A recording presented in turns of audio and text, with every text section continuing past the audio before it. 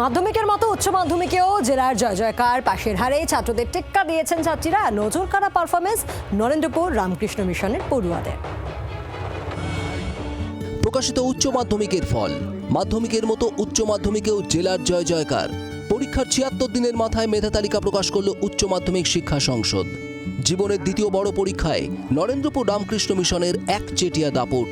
৬৪ জনের মেধা তালিকায় প্রথম ১০-এ নরেন্দ্রপুর রামকৃষ্ণ মিশনের ১৮ জন।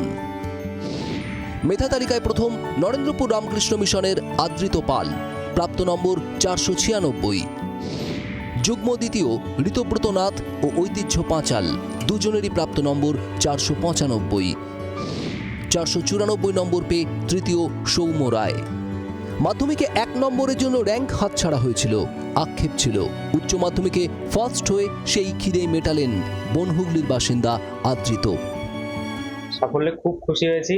মাধ্যমিকে ১ নম্বরের জন্য র্যাঙ্ক হয়নি, তখন সবাই খুব দুঃখ পেয়েছিল। আজকে মনে হয় সেই দুঃখটা কিছুটা মেটাতে পেরেছি। এদিন আদৃতের পরিবারের সঙ্গে কথা বলেন মুখ্যমন্ত্রী শুভেন্দু অধিকারী। মুখ্যমন্ত্রীকে রাজ্যের শিক্ষার উন্নতির অনুরোধ জানান আদৃতের বাবা। আপনারাও ভালো থাকুন, সকলেই সুন্দরভাবে চলুক, শিক্ষা ব্যবস্থার উন্নতি। উচ্চ মাধ্যমিকে কৃতীদের সঙ্গে ভিডিও কলে কথা বলে তাদের ভবিষ্যতের জন্য শুভেচ্ছা জানান মুখ্যমন্ত্রী। অদৃত,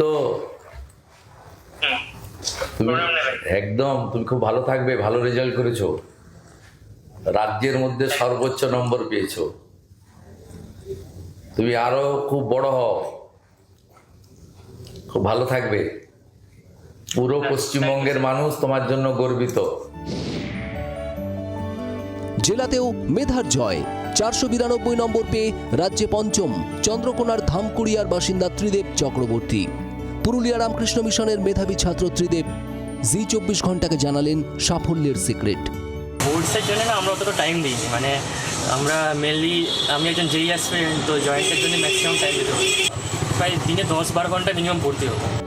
৪৮৯ নম্বর পেয়ে মেধা তালিকায় অষ্টম স্থানে শিলিগুড়ি শ্রেয়সী শীল। ফল প্রকাশের পরই শ্রেয়সীকে ঘিরে আনন্দে ভেসেছে পরিবার। রাজ্যে র্যাঙ্ক করার তো আশা ছিলই, তবে বাস্তবায়িত হওয়ার এটা একদমই। এরপরে আমি ভূগোল নিয়ে আগাবো এবং পরবর্তীতে সিভিল সার্ভিসে জয়েন করার ইচ্ছা আছে। এবছরই প্রথম সেমিস্টার ভিত্তিতে ফল প্রকাশিত হয়েছে। প্রথম সেমিস্টারে পরীক্ষা ছিল মাল্টিপল চয়েস পদ্ধতিতে। সেকেন্ড সেমিস্টারের পরীক্ষায় ডিটেলস প্রশ্নের উত্তর লিখতে হয় পরীক্ষার্থীদের। এই দুই পরীক্ষার প্রাপ্ত নম্বরের ভিত্তিতেই বৃহস্পতিবার চূড়ান্ত ফল প্রকাশ করল উচ্চ মাধ্যমিক শিক্ষা সংসদ। ব্যুরো রিপোর্ট, জি২৪ ঘন্টা। বাংলার আওয়াজ, বাঙালির আবেগ, জি২৪ ঘন্টা।